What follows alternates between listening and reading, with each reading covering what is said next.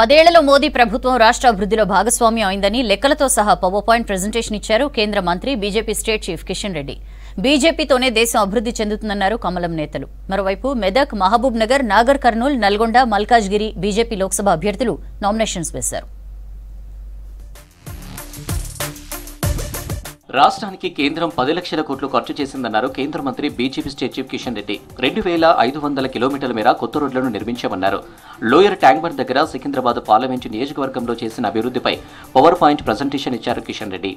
ఈ యొక్క 9 ఇయర్స్లోనే అంటే 9 ఇయర్స్ కూడా 9 ఇయర్స్లోనే మరి నరేంద్ర మోడీ గారి ప్రభుత్వము కొత్తగా 2500 కిలోమీటర్ల జాతీయ రహదారుల రోడ్డు వేయడం జరిగింది. అదేవిధంగా గతంలో వేసినటువంటి జాతీయ రహదారులకు ఇప్పుడు వేస్తున్నటువంటి జాతీయ రహదారులకు చాలా క్వాలిటీతో కూడినటువంటి పటిష్టమైనటువంటి రోడ్లు వేయడము, పాత రోడ్లు గతంలో వేసినటువంటి రోడ్లన్నీ కూడా రిపేరింగ్ చేయడము, రీకార్పొరేట్ చేయడము, పునర్నిర్మాణం చేయడం జరిగింది. ఒక జిల్లా పెద్దపల్లి ఉంది, దాన్ని కూడా తొందరగా పూర్తి చేస్తాం. జాతీయ రహదారులతోటి ఎంబడి అనుసంధానం చేయించుకున్నాం. దేశంలో అవినీతి సొమ్మును ప్రధాని మోదీ వెలికి తీస్తుంటే బీఆర్ఎస్, కాంగ్రెస్ పార్టీలకు కడుపు మంట ఎందుకని ప్రశ్నించారు ఎంపీ లక్ష్మణ్. మరోసారి మోదీని ప్రధాని చేయాలని దేశ ప్రజలు నిర్ణయించుకున్నారని అన్నారు. మాజీ ఎమ్మెల్సీ కాటపల్లి జనార్దన్ రెడ్డి, బీఆర్ఎస్ నేత వెంకటేష్ గౌడ్ బీజేపీలో జాయిన్ అయ్యారు. మరోవైపు ఉప్పల్ బీఆర్ఎస్ మాజీ ఎమ్మెల్యే బేతి సుభాష్ రెడ్డితో పాటు ఆయన అనుచరులు, నాయకులు కిషన్ రెడ్డి సమక్షంలో బీజేపీలో చేరారు. ఈ జరుగుతున్న ఎన్నికలు దేశం కోసం జరుగుతున్న ఎన్నికలు.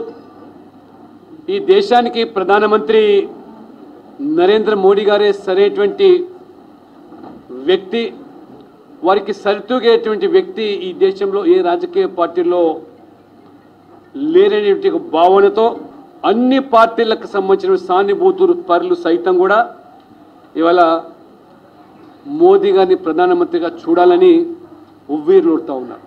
చూస్తూ ఉంటే రాహుల్ గాంధీ వయస్సు పెరుగుతుంది కానీ వారి క్రమేణా మెచ్యూరిటీ తగ్గుతున్నట్టుగా వారి వ్యాఖ్యలు చూస్తూ ఉంటే డెస్పరేట్గా ఒక ఫ్రస్ట్రేషన్లో వారు ఏమి మాట్లాడుతున్నారో అర్థం కాని పరిస్థితి. మొదటి రోజు 5 బీజేపీ లోక్సభ అభ్యర్థులు నామినేషన్లు వేశారు. మల్కాజ్గిరి బీజేపీ అభ్యర్థి ఈటెల రాజేందర్, మెదక్ అభ్యర్థి రఘునందన్ రావు, మహబూబ్ నగర్ నుంచి డీకే అరుణ రిటర్నింగ్ అధికారులకు నామినేషన్లు అందజేశారు. నాగర్ కర్నూల్ బీజేపీ అభ్యర్థి పోతుగంటి భరత్ కుమార్ నామినేషన్ వేశారు. నల్గొండ బీజేపీ అభ్యర్థి సైదిరెడ్డి తరపున మాధవగోని శ్రీనివాస్ నామినేషన్ దాఖలు చేశారు. బీజేపీ అభ్యర్థుల నామినేషన్లకు జాతీయ నేతలు హాజరయ్యారు. నామినేషన్ ని దాఖలు చేయడం జరిగింది.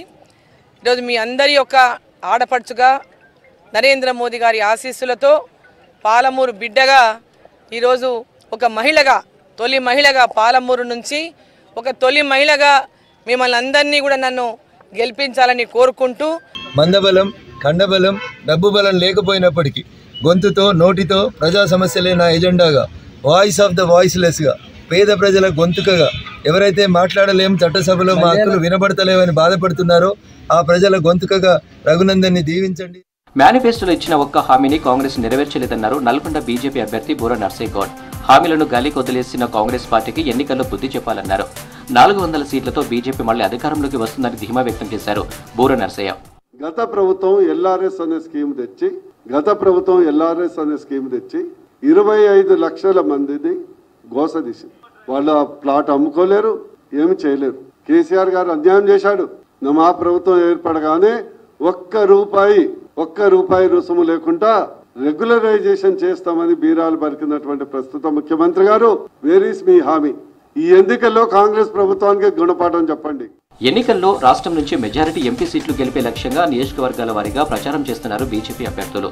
మరోవైపు చేరికలను ప్రోత్సహిస్తుంది రాష్ట్ర బీజేపీ.